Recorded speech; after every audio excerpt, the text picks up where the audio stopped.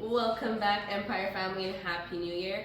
Today we are going to be doing our first cooking vlog of 2024, so don't forget to like, comment, and subscribe because you guys are not going to want to miss out on this 2024 journey. Let's go.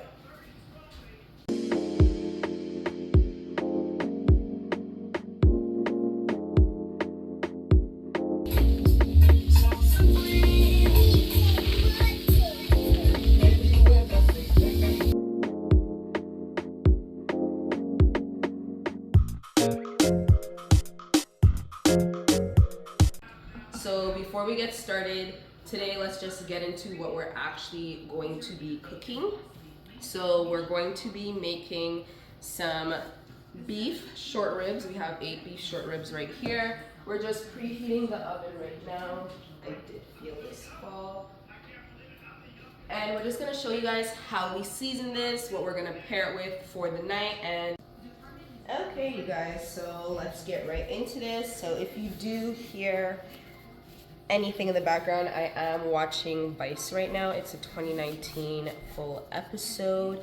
It is the Jamaican weed exploitation as well as the Sri Lanka blast of 2019, that Vice episode. So let's get straight into it. Like I said, we have some beef short ribs. I got these specifically from Costco if anyone wanted to know.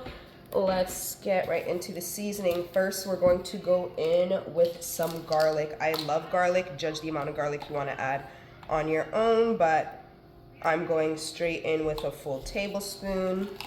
I don't usually measure when I cook, but I said instead of always saying, you know, when I cook without the vlog, I'm still going to make my ancestors tell me when to stop.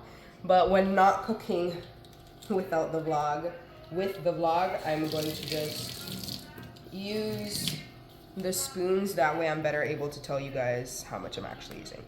So now this is just some Cool Runnings all-purpose seasoning. You could use any all-purpose seasoning or any seasoning that is salt-based for you. We went in with 1 tablespoon.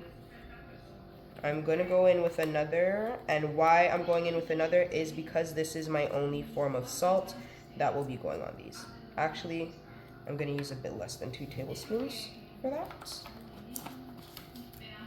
Next, we're going to go in with some garlic powder. Yes, more garlic. Like I said, I love garlic. These are just my measurements, but seasoned to your liking. A teaspoon of garlic powder. We are then going to go in with some onion powder as well. And we're going in with another teaspoon of onion powder. We are then going to go in with some paprika as well. And we're going to do a teaspoon of that as well. Don't say it's not too much seasoning. Don't say it's not enough seasoning. Everyone seasons to their palate, to their liking, too. And we're going then in with President's Choice, this one right here. And we're gonna go in with another teaspoon of that. Yeah, so teaspoon, tablespoon, that is really what the measurements are looking like. And then we have another one, President's Choice again. This is the smoky bourbon rub. This is made with bourbon barrel smoked sea salt. So we're not gonna go in with a teaspoon of this one because this one does have salt in it. We're gonna go in with a half a teaspoon, and we're gonna kind of go more where there's like crushed flakes instead of salt. And we're just gonna go in with that much. And then for some more, I guess you'd call it like wet ingredients, we have our ginger that I made. That's why it's obviously in a mason jar. So this just has a little bit of oil on it to preserve, and then it just has the natural juices and blended ginger. So we're gonna go in with a full tablespoon of that as well. And then next, we have this right here, and this is just green peppers, pimento, onion, garlic, and red pepper and green pepper. And obviously, again, just a little bit of oil to preserve. And we went in with another tablespoon of that. So this gives it a fruity, this has chili flakes with a delicious deep fruity flavor, and this is the bourbon rub. So bourbon's kind of more smoky is kind of what I feel, and this is fruity. So to amplify a bit more of that smoky flavor, we're gonna go in with some liquid smoke. If you've used liquid smoke and you never read the directions before using it, you know that liquid smoke is very, very potent. Like, I could literally smell that. So you just want the smallest amount of the liquid smoke. So this is 1/4 of a teaspoon. We're going to not even use the entire 1/4 of a teaspoon. We're going in with less than 1/4 of a teaspoon. That's it. That's literally all. That's all the liquid smoke we're using. Because we do not want it to overpower the other flavors. And then again, we're gonna go in with 1/2 teaspoon of Cool Runnings. Again, some Cool Runnings gravy browning. So you just use this kind of when you want your meat or anything to have a more, you know, browned look to it. We're finished with all the seasonings, and now we're just gonna go in and get to the mixing. Get all this nice and incorporated into each other. That is our seasoned meat.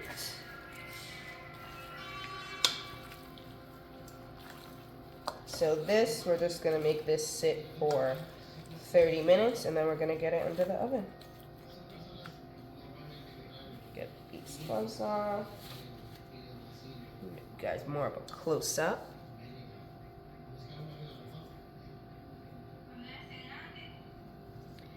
And like I said, get that marinating for 30 minutes.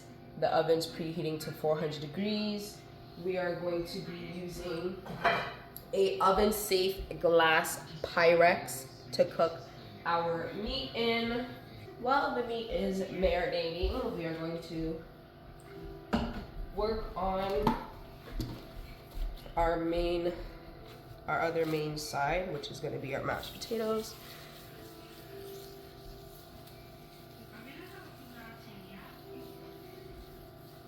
Get this in there.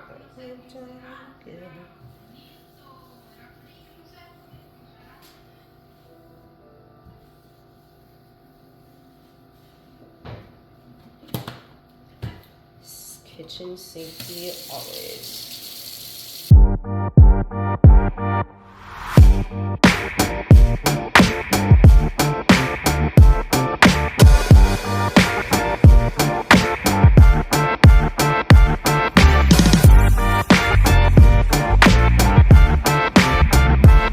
Oh, and because it is January the 4th, I don't know if, anyone else follows these things like I do, but was anyone else waiting for the Jeffrey Epstein list to be released of the associates? Because I definitely was. And if you were you one of the many people like me that ended up tried going on the site literally? Okay, so clearly I discussed that and my phone was out to get me. Well, I'm joking, my phone was not kidding, but yeah, we ran out of memory. So like I was saying, as it is January 4th, I was just wondering, let's start this little conversation. I know this isn't something that you guys have probably ever heard me talk about on the channel, but these are things that I'm interested in, and that's what we're gonna be talking about. So, as it is January 4th, like I said, who waited for the Jeffrey Epstein list yesterday? Like, Was anybody waiting for the list of associates, like part of the list of the associates, the court documents that were going to get released? Like, was that something you're interested in? Was that something you're even following? Did you even follow the Epstein and Ghislaine Maxwell trial and everything that happened in terms of that? Let me know in the comments. And for anyone wondering, the reason why I asked is, when the list was released, like I said, I was wondering if anyone went for it because the website it was released on ended up crashing after like 8 minutes. So I'm wondering if anyone else was a part of that crash that happened on the internet, because I happen to be a part of the people that went onto the site, got one document open, and then boom, crashed. The site went down, site crashed. Servers overloaded, too many people on the site at one time after 8 minutes. I'm just like, oh my gosh. And yeah, those are things I'm interested in, like those type of documentaries, documents and things like that, because I'm very interested and inquisitive, like knowing more about the mind, why people do the things that they do, like not from an everyday life perspective. Like, I don't live my everyday life wondering like, oh, why did this human do that? Like, no. Because of like the field I'm in, gender-based violence, it's very, I like knowing why people decide to do the things that they decide to do. And especially the type of things that they decide to do to other people. Like, is that something they experienced in their childhood? Like, did they have childhood trauma? Like, what is it?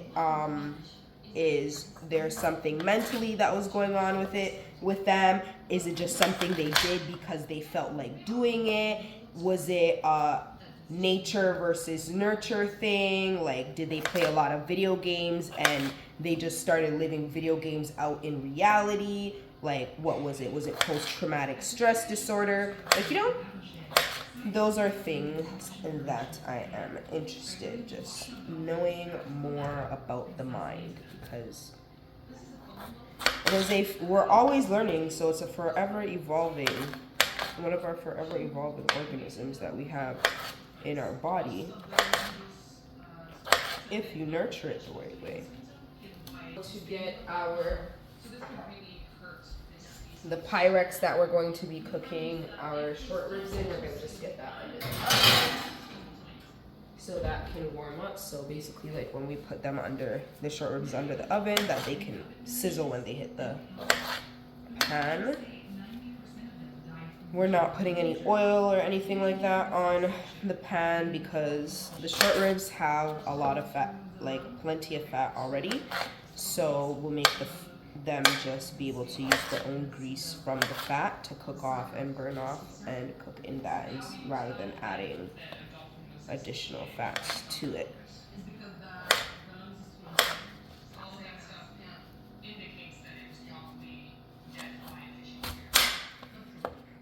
Okay.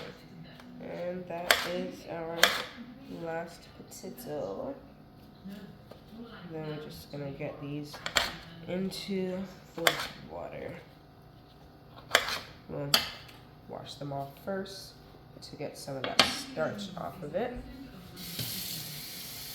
Let's get our potatoes in. Get these gloves off. And to our potatoes, like we said, we just love garlic. We're gonna add some garlic to that water.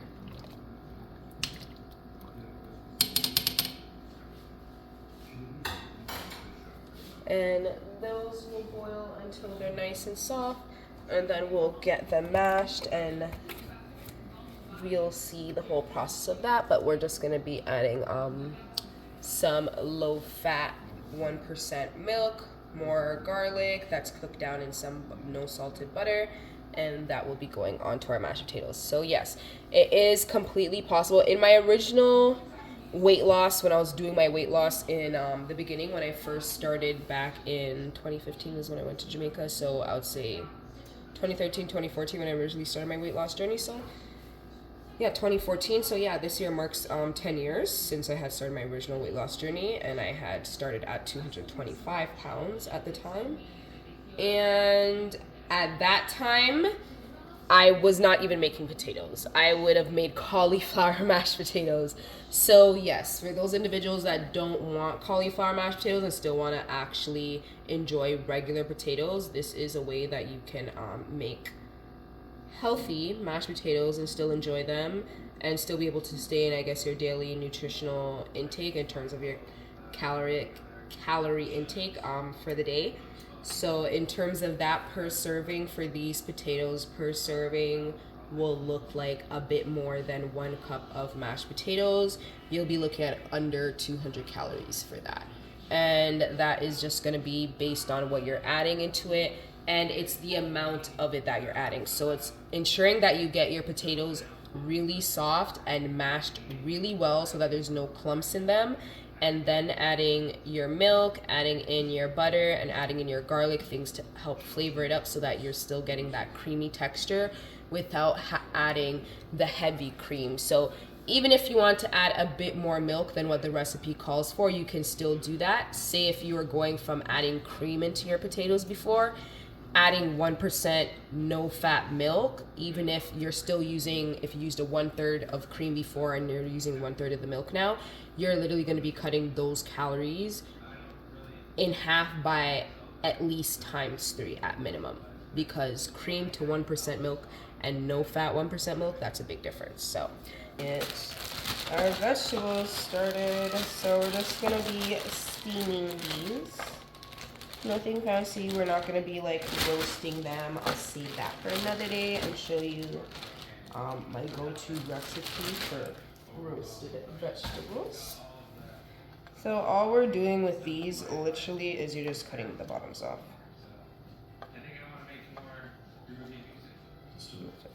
You just probably feel them together and cut that off. That's how much you're taking off. That's it.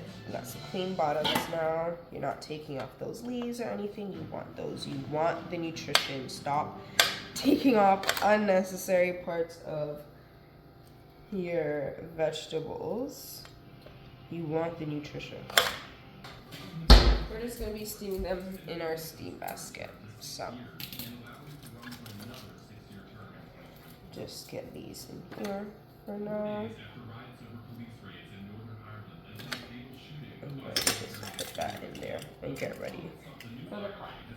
The meat is all nice and marinated. It actually marinated for almost an hour and a half, 2 hours. So it did a lot of marinating. So let's just rub these up again before putting them under.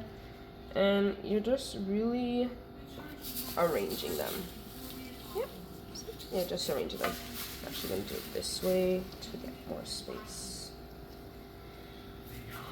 And in the beginning, yes, they're gonna pile, but your short ribs shrink. So by the time they're even 10 minutes into the cooking, they're gonna have space between each other. So yeah, look, they're pretty big, the short ribs. If you're meal prepping, yes, make more, a bigger portion size, but this is literally just to serve 2 people, and that's what it's gonna do. So it's to stop you from saying like, oh, you made your correct portion, you ate your correct portion for dinner, and then, oh my gosh, there's a bunch of leftovers, and you're gonna end up eating more in that same sitting, now more or less bringing you over your calorie intake for the day. They're on 400 degrees, so these will cook on this temperature for about 10 to 15 minutes before we take them out and flip them, but I'm going to be watching it so I can give you guys a more accurate time. So